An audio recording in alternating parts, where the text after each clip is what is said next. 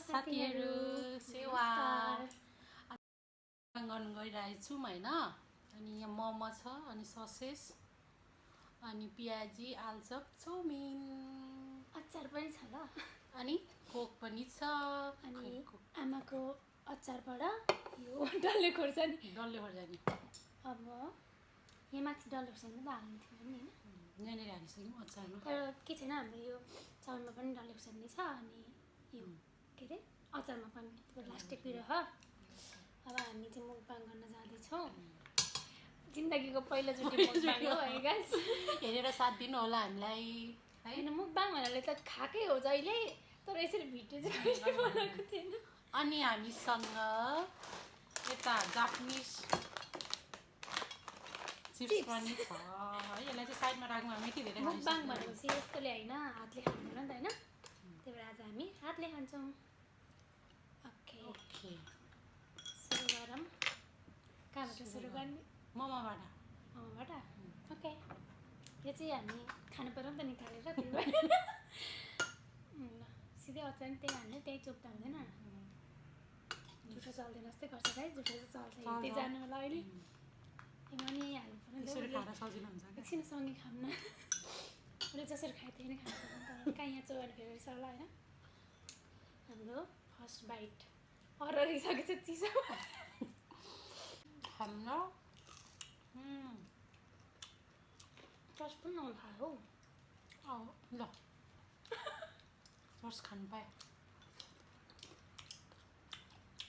चट्ट खाउँदै मम्मी ल मेरो है अचार चाहिँ मन भयो ससेज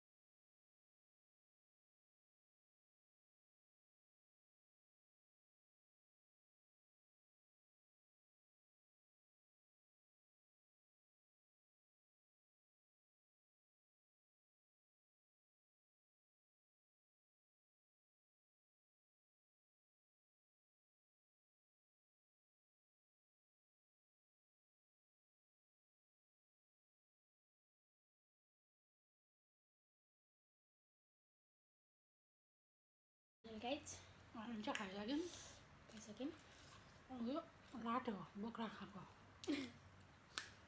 तपाईँहरूले बोक्रा खानु भएको छ कि न? बोक्रा मिठो हुन्छ यसले पचाउँछ है खानुहोस् राम्रो हो यसको बोक्रा खानु राम्रो भन्दा मलाई मिठो लाग्छ है गाइस। अनि अब हामी नेक्स्टचोटि चाहिँ के को मुकबाङ गरौँ भन्नु गाइसहरू के गर्दाको ठिक हुन्छ होला हामीलाई यसो सजेस्ट गर्नु होला। अहिले चाहिँ बाई बाई।